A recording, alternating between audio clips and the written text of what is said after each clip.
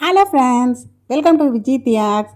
இன்றைக்கி வேப்பிலை கட்டி செய்யறதுக்காக நார்த்தம்பழ இலைகள் பறிக்க போகிறோம். இது என்ன வேப்பிலை கட்டின்ட்டு நார்த்த இலைன்னு பார்க்குறீங்களா? வாங்க, நார்த்த இலை கட்டின்னு சொல்லுவாங்க, வேப்பிலை கட்டின்னு சொல்லுவாங்க. இதை மாதிரி நல்லா துளிராக இருக்க நார்த்த இலைகளை நல்லா அலம்பிட்டு தண்ணி இல்லாமல் இன்னும் சில பொருட்களை போட்டு அரைச்சி வச்சிட்டோன்னா எப்போ நமக்கு அஜீரணமாக இருக்கோ, வயிறு உபசமாக இருக்கோ, கொஞ்சம் மோரில் போட்டு குடித்தோன்னா 5 நிமிஷத்தில் எல்லாம் காணாமல் போயிடுங்க. அத்தனை ஒரு அற்புதம் இந்த நார்த்த இலை கொழுந்துலேயும் இருக்குது, இலையிலையும் இருக்குது. நார்த்த இலைகள் கொழுந்தாமல் எடுத்துக்கலாம், நல்லா முத்தினதை நம்ம நார் எடுத்துக்கலாம். செரிமானத்தை மேம்படுத்தக்கூடியது, வயிற்று உபாதை இருக்குது அதுக்கும் நல்ல ஒரு மூலிகை. எலும்புகளை வலுப்படுத்துகிற நல்ல ஒரு கால்சியமும் இதில் இருக்குது. அஜீரண கோளாறை போக்குது, வாமிட் வரா மாதிரி இருக்குன்னா அதுக்கும் மோரில் போட்டு குடிச்சிக்கலாம். நல்ல ஒரு நோய் எதிர்ப்பு சக்தி இருக்குது. நார்த்தப்பழத்தை நம்ம சர்பத் செய்கிறது எப்படின்னு போட்டிருந்தேன். அதில் எந்த அளவுக்கு சி விட்டமின் நோய் எதிர்ப்பு சக்தி இருக்கோ அதே அளவு இந்த இலையிலையும் சத்துக்கள் அதிகமாக இருக்குது. இலைகளை நல்லா தண்ணியில் அலம்பிட்டு தண்ணி இல்லாமல் தொடச்சி எடுத்துக்கோங்க. இன்றைக்கி எனக்கு கொழுந்தாவே கிடைச்சதால அந்த அளவுக்கு நார் எடுக்கிற வேலை இல்லை. உங்களுக்கு முத்தின இலைகள் கிடைக்குதுன்னும் பொழுது நார் எடுத்துட்டு போட்டுக்கோங்க. இலசா போடும்போது நல்லா சீக்கிரம் மசிஞ்சு கொடுக்கும். 1 ஸ்பூன் அளவுக்கு கல்லுப்பு, 1 ஸ்பூன் அளவுக்கு நல்ல காரமாக இருக்க சில்லி பவுடர், ஓமம் 1 ஸ்பூன், பெருங்காயம் 1 டீஸ்பூன், ஒரு கை அளவுக்கு கருவேப்பிலையும் போட்டுக்கோங்க. அப்போ தான் நமக்கு ரெண்டும் சேர்ந்து மசிஞ்சு கொடுக்கும். 2 எலுமிச்சம் பழங்கள் எல்லாம் அரைச்சிட்டு அப்புறம் புழிஞ்சு கூட நம்ம உருண்டை பண்ணி வச்சுக்கலாம். இல்லை அரைக்கிறதுக்கு தேவைன்னும் பொழுது தண்ணிக்கு பதில் கொஞ்சம் கொஞ்சமாக இந்த எலுமிச்சம் ஜூஸை போட்டு நல்லா நம்ம அரைச்சி எடுத்துக்கலாம். வாங்க, எல்லாத்தையும் 1 பை 1 எப்படி போட்டு அரைக்கலான்றதை பார்க்கலாம். சுவைக்காக கல்லுப்பும் இந்த மிளகாய் தூளும் எடுத்துருக்கோம். நல்ல ஒரு அஜீரண கோளாறு, வயிறு உபசம், இதுக்காக நம்ம இந்த நார்த்த இலையை எடுத்துருக்கோம். கருவேப்பிலை நல்ல இரும்பு சத்துக்கள் அதிகமாக இருக்குது. ஓமம் இதுவும் பார்த்திங்கன்னா அஜீர கோளாறை போக்கக்கூடியது. உருண்டை பிடிச்சி வச்சுட்டோன்னா நல்லா காய வச்சுட்டு எப்போ வேணாலும் உடச்சி நம்ம சுடுதண்ணிலையும் போட்டு குடிச்சிக்கலாம். நம்ம இதில் போட்டிருக்க இந்த எலுமிச்சம்பழம் சி விட்டமின் அதுவும் சேர்ந்து நல்லா ஆரோக்கியத்தை கொடுக்கக்கூடியது. கால்சியம் சத்து வேணும்னும் பொழுது கண்டிப்பாக நம்ம இந்த இலைகளை டீ போட்டு குடிக்கலாம்.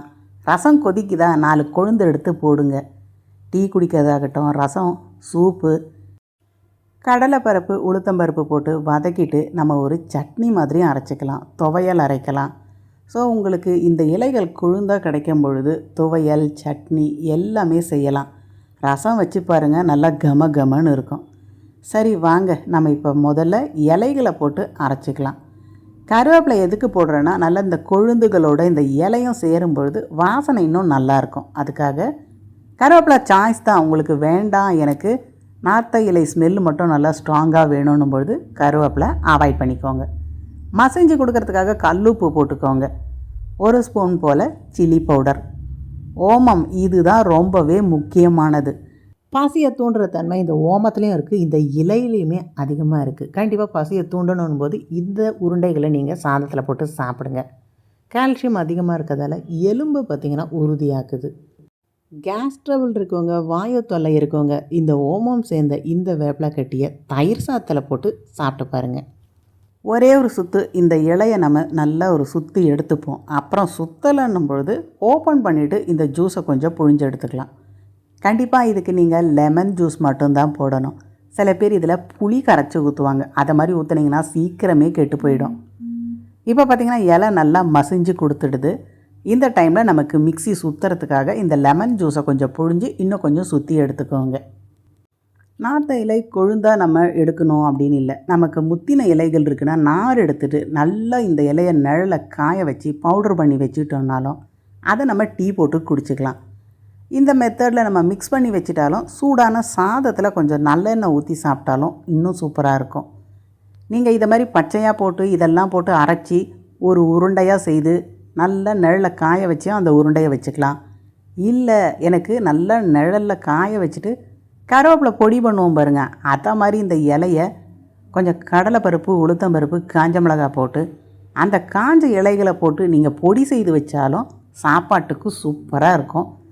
ஆனால் நீங்கள் மாதத்துக்கு 1 தடவை தான் அரைக்கணும். நார்த்தங்காயில் ஸ்மெல்லு பார்த்திங்கன்னா போயிடும். காய்ச்சல், சளி இந்த மாதிரி தொந்தரவு இருக்கும்போது இந்த நார்த்த இலை தேநீர் நல்ல ஒரு மருந்து. நோய் எதிர்ப்பு சக்தி அதிகமாக இருக்கிறதால நீங்கள் அடிக்கடி கூட எடுத்துக்கலாம். என்னோடய ஃபேவரட் கேட்டிங்கன்னா நல்லா 1 ஸ்பூன் காய்ச்சி எடுத்த நெய்யை சூடான சாதத்தில் போட்டு லெமன் தூக்கலாக இருக்க இந்த வேப்பிலை கட்டியை சுட சுட சாதத்தில் போட்டு புளிப்பாகவும் நல்லா கமகமன் பெருங்காய வாசனை, ஓமம் வாசனை, சாப்பிடும்போது நார்த்த இலையோட ஸ்மெல்லோட அவ்வளோ அட்டகாசமாக இருக்கும். அரைக்கும் பொழுதே எப்படா சாப்பிடுவோன்னு இருக்கும். கிச்சன் முழுக்க அவ்வளோ வாசனையாக இருக்கும். என்னோடய ஃபேவரட் கேட்டிங்கன்னா இந்த வேப்பிலை கட்டி தான். இதை நார்த்த இலை கட்டினும் சொல்லுவாங்க, ஆனால் வேப்பிலை கட்டினும் சொல்லுவாங்க.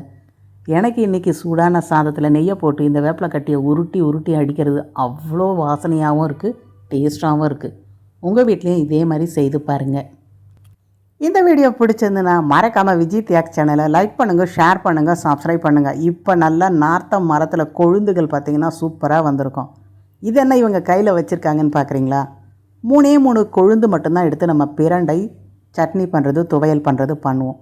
அதுக்கு கீழே இருக்க ஒரு 10-15 காம்புகள் இதை மாதிரி நம்ம எடுத்துட்டு நடுவில் ஒரு கீரல் போட்டு மோர், கல்லுப்பு போட்டு குளிக்க வச்சிட்டோன்னா நல்லா சூப்பரான பிரண்டை வத்தல் கிடைக்கும்.